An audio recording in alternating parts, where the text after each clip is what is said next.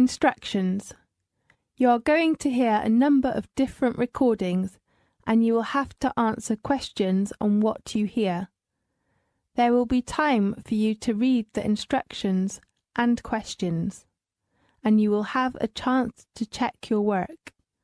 All the recordings will be played once only. The test is in 4 sections. At the end of the real test, you will be given 10 minutes to transfer your answers to the answer sheet. Now turn to section 1.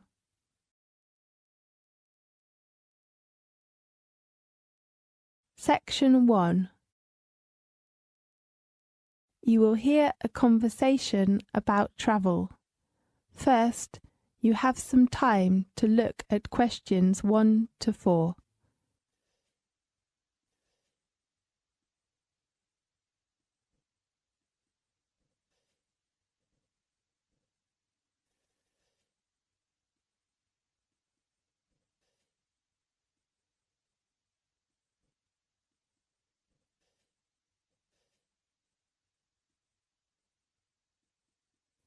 You will see there is an example that has been done for you. On this occasion only, the conversation relating to this will be played first. Good afternoon, the Australia Travel Agency. How can I help you? Good afternoon. I'd like to know some information about trips to different resorts. Okay, can you tell me your details first? Of course. What's your occupation? I'm a first-year student. Are you an Australian? No, I'm from New York. So you are American? Yes. The nationality of the student is American, so American has been written in the space. Now we shall begin. You should answer the questions as you listen, because you will not hear the recording a second time. Listen carefully and answer questions 1 to 4. Good afternoon, the Australia Travel Agency. How can I help you? Good afternoon. I'd like to know some information about trips to different resorts. Okay, can you tell me some of your details first? Of course. What's your occupation? I'm a first-year student. Are you an Australian? No, I'm from New York. So you are American? Yes. What's your full name? My name is Ariel Lee. Tell me your contact number, please. It is 462-83095. And my address? No, we just need your contact number. Okay. Can you introduce me some attractions? Obviously it varies, but always places of famous main resorts, such as Sydney, Melbourne, or some places like that. Just tour resorts? I mean, does that include other activities? Yes. Besides main resorts, we will arrange for you to enjoy some local refreshments and some special activities. So, how much does it cost? Usually it varies between $20 and $35 per head, depending on the place. And what is the departure date and time? It depends on various tours, but try to keep the departure time fixed. When? 7 o'clock in the morning. And how about the transport? We have a minibus or coach, depending on the number of tourists. May I need a reservation? Yes, you know summer holidays are coming, so I suggest that tourists reserve a seat in advance. Is there a discount for that? I'm sorry, we do not have any discounts during peak season.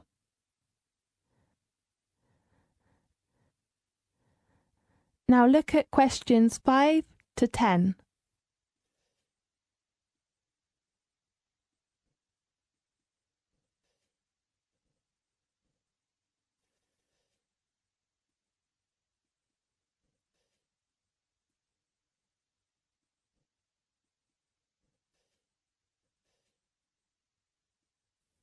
Now listen carefully and answer questions 5 to 10. Could you tell me some details of the trips? Yes, the first place is Sydney. That's on the 12th of January. We'll have 25 people in a minibus. Fine. Going to which attraction? We will visit one of the most famous theatres in the world. The Sydney Opera House. Right. You can appreciate and watch an opera there. Really? What's the name of the opera? I'm not sure. Let me check the house's arrangements. And then you can visit the National Museum to know about the history and customs of Australia. Great. In the evening, you can enjoy some local snacks if you like. Fine. We're going to the Blue Mountains on the 25th of January. Blue Mountains? Is it a blue mountain? The mountain got its name for blue fog. It is usually covered by a blue fog. That's so interesting. Yes, it is a popular place for young men because they are so cool, and you can enjoy lots of sports there, such as rock climbing, bushwalking, and bird watching. How many people will go there together? You will take a coach that has about 30 seats. Fine. And the next place is Melbourne on the 10th of February, with about 20 people in a minibus. What's the resort? You could appreciate the famous Melbourne Church, and maybe you might have a chance to attend a local exhibition, if they hold it as usual. Fine. Do you have some tours to the beach? Yes. One of the most famous coral reefs in the world is the Great Barrier Reef, and we have arranged that on the 23rd of February. I'm looking forward to visiting there. Yes, many people like there. There are some interesting water sports, such as diving, swimming in the water, or just taking a photo of coral. Great. I guess there will be many people. Yes, but our coach is only for 30 people altogether. That's so great. Can you book a seat for me now? Yes, and I will confirm your reference number later by telephone, okay? Right. Thank you very much. You're welcome. I hope you enjoy the trip. This is the end of section 1. You now have half a minute to check your answers.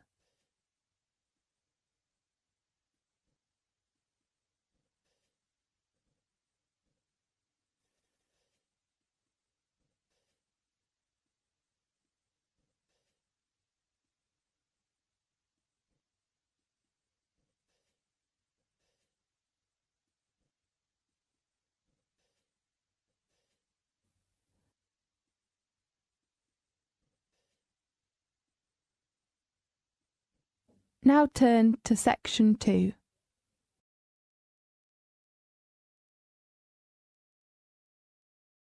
Section 2.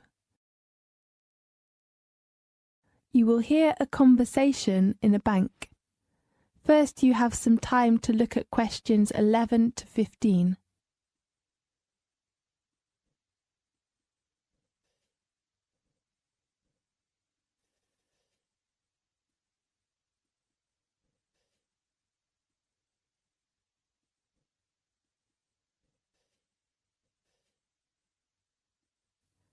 Now listen carefully and answer questions 11 to 15.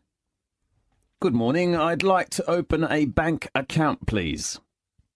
Good morning. What kind of account do you want to open? I'm not sure. Perhaps you can give me some suggestions. I only want to deposit money in the bank and pay all kinds of bills easily. Fine. I've got the application form here. First of all, can I have your full name, please? Richard Lee. Fine, Richard. What's your occupation? I'm studying a doctor's degree now, although I was a dentist before coming here. Well, so you're a student. What kind of account can you suggest for me? How about a deposit account? What's the difference between that and a current account? There are many differences, such as the interest rate, overdraft and service, and so on. Fine, I will take your recommendation. OK, let's talk about the main two account cards of the deposit account. Fine. One card is called the Solo card, and the other one is named MasterCard. Which one is better for me? Let me introduce you to some differences of the two cards. OK. The first one is annual interest rate. Which one is higher? Of course, it is the MasterCard. At present, its rate is 5.5%, but the Solo card is only 2.5%. Now look at questions 16 to 20.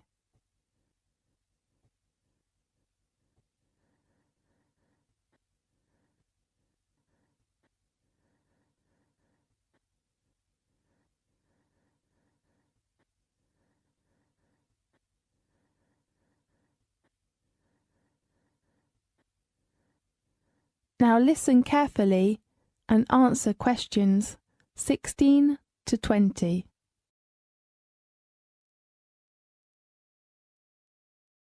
How about the other differences? The service supplied with the two cards. Could you speak specifically?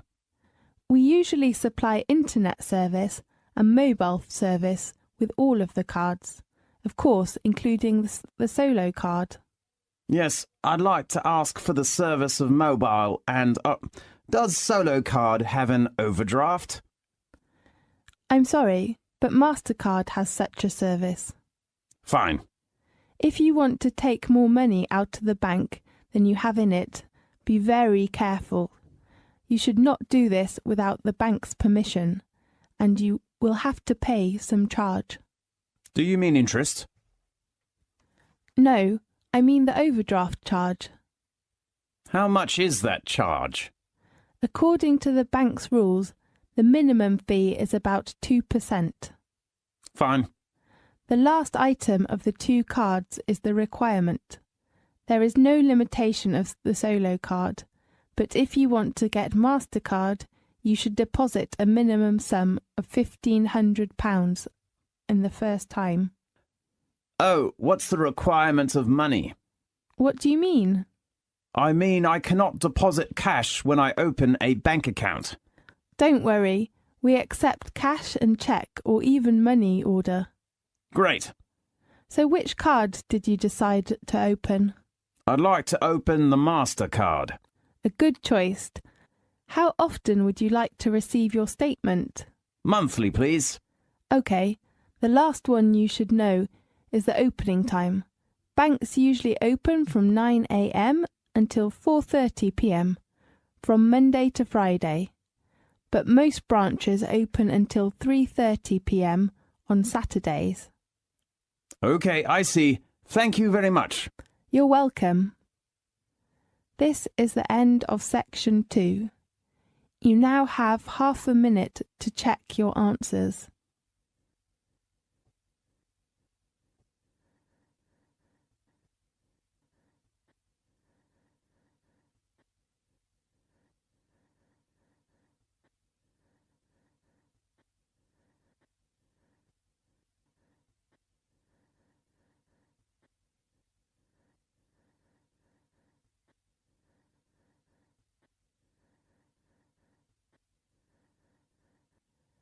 Now turn to section 3.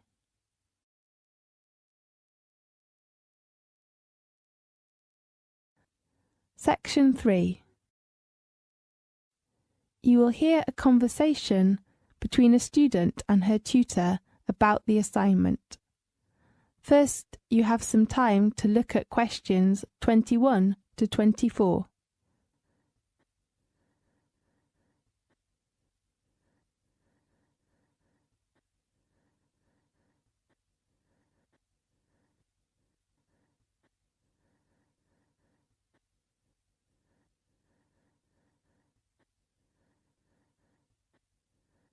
Now listen carefully and answer questions 21 to 24. Good morning. Oh, it's just hit 12. Good morning, Miss Potter. May I come in? Oh, Jerry, of course. Come in and take a seat, please. Thank you. Well, how about your assignment? Do you mean my paper? Yes. I still think about the draft, but I hope you can give me some help and suggestions. Of course. How long will it take you to finish your draft? I'm not sure. Maybe 3 days?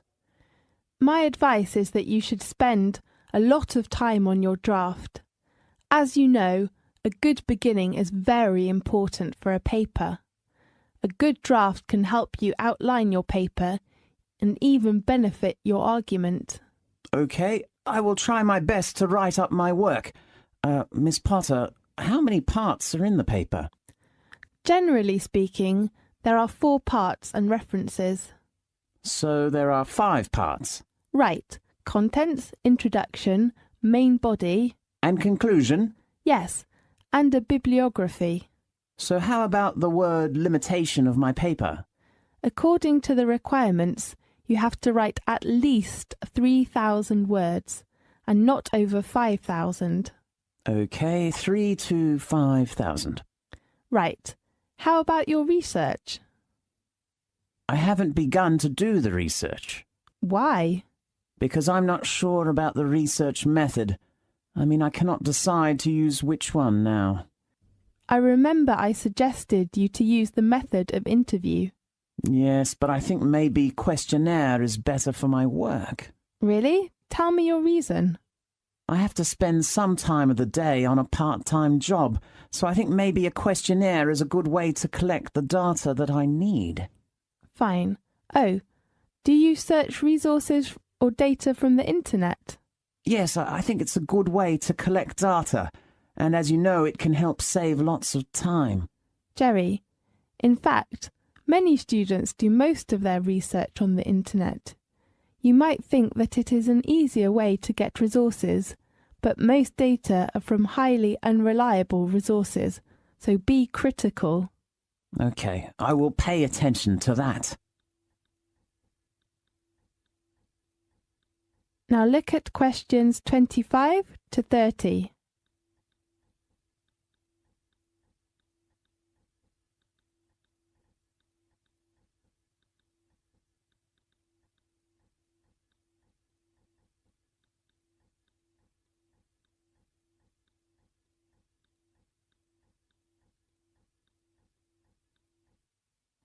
Now listen carefully and answer questions 25 to 30.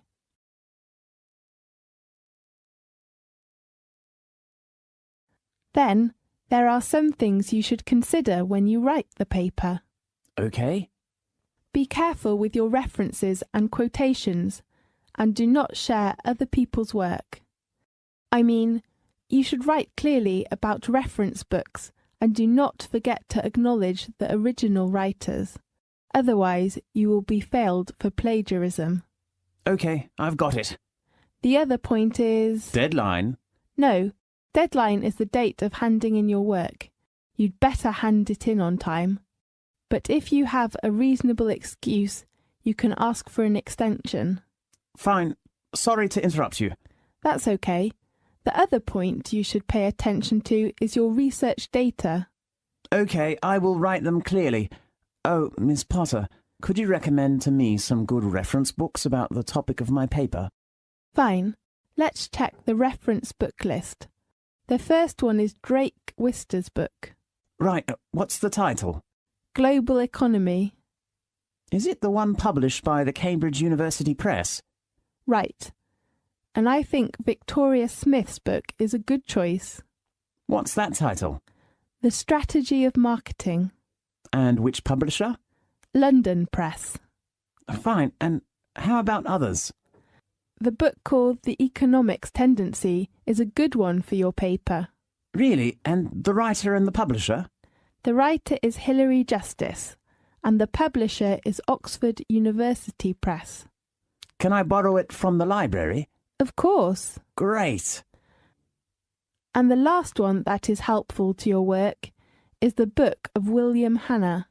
How do you spell the surname? H-A-N-N-A. Okay, and the title of this book? Business Management, published by Cambridge University Press. Okay. But you cannot borrow the book from the library. Why? Because it belongs to the closed reserve. You have to read it in the library. Okay, thank you very much. You're welcome. This is the end of section 3. You now have half a minute to check your answers.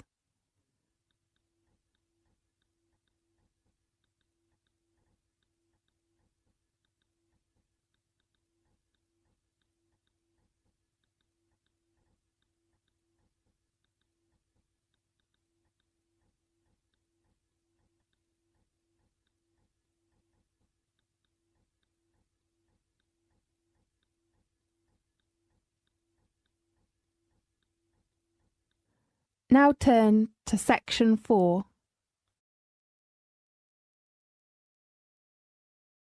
Section 4. You will hear a conversation about a credit card fraud. First, you have some time to look at the questions 31 to 40.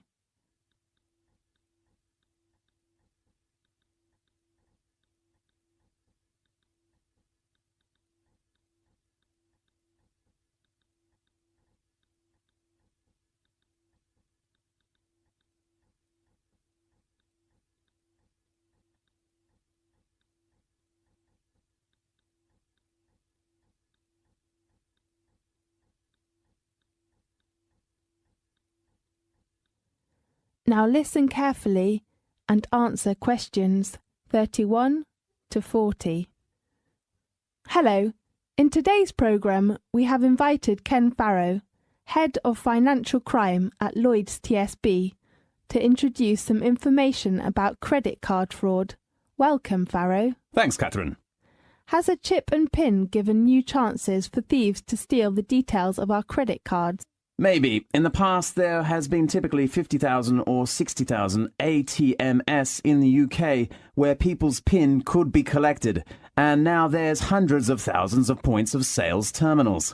It's a fraud where criminals capture details and then make a magnetic stripe card copy. How easy is it to do this? One way is to modify a terminal, so that's what's happening often in the past with cash machines. The same can be done for chip and PIN terminals. The other way is to replace it with an entire counterfeit. There have been incidences in America and in Europe with entire fake ATMs being set up. The last way is to set up a concealed camera and have somebody using sleight of hand to swipe your card through another machine so that you don't even need to modify the main machine. If someone decided to set up a little device to modify one of these handheld PIN pads, how easy would that be to do? Usually it wouldn't be technically too hard. You just need about £100 to prepare for some equipment and raw parts. But it would take some engineering time and effort. The terminals themselves have a function of tamper resistance. If you try to open the casing, the machines will shut down and make them inoperative. But there's only so much they can do against a persistent attacker, compared with an ATM. Well, once a card is copied and the PIN is obtained, crooks can make a fake card and use the PIN to withdraw money. Do all cash machines accept these cards in the UK? Cash machines in the UK may not accept these cards, but many machines abroad will. Why? It depends on our radar. We can obviously know what they are doing while criminals can't break the chip at the moment. So what they're doing is to use the old method to skim the magnetic strips on the cards. However, they've realized that they cannot succeed in the UK, so they go on to the continent and to other countries in the Far East and use them where ATMs are not secured for chip use. Right. So they can take the old-style card and use it abroad and get the cash out more easily. That's right. There is a magnetic strip attached to the card for customers who are travelling. So what are you doing about this increase of use in foreign cash machines of cards that have been stolen here? What we're doing is to gradually extend our security blanket.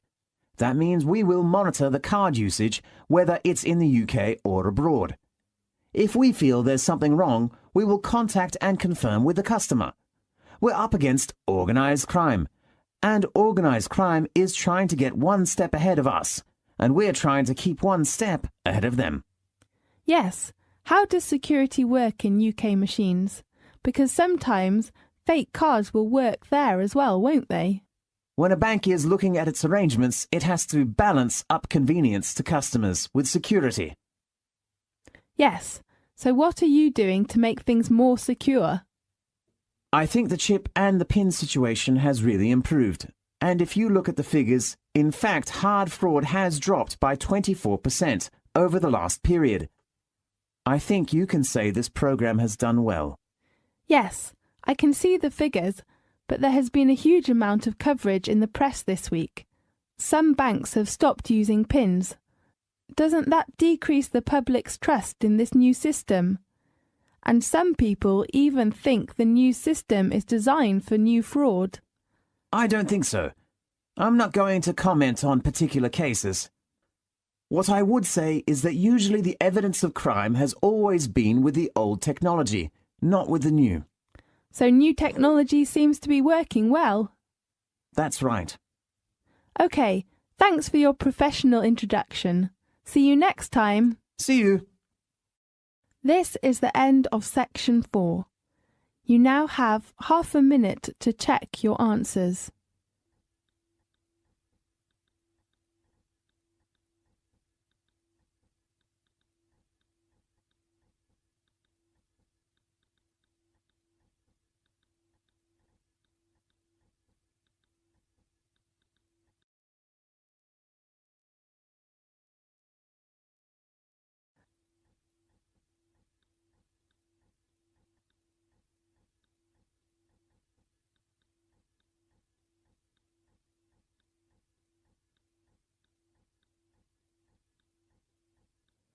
This is the end of the listening test. You now have 10 minutes to transfer your answers to the listening answer sheet.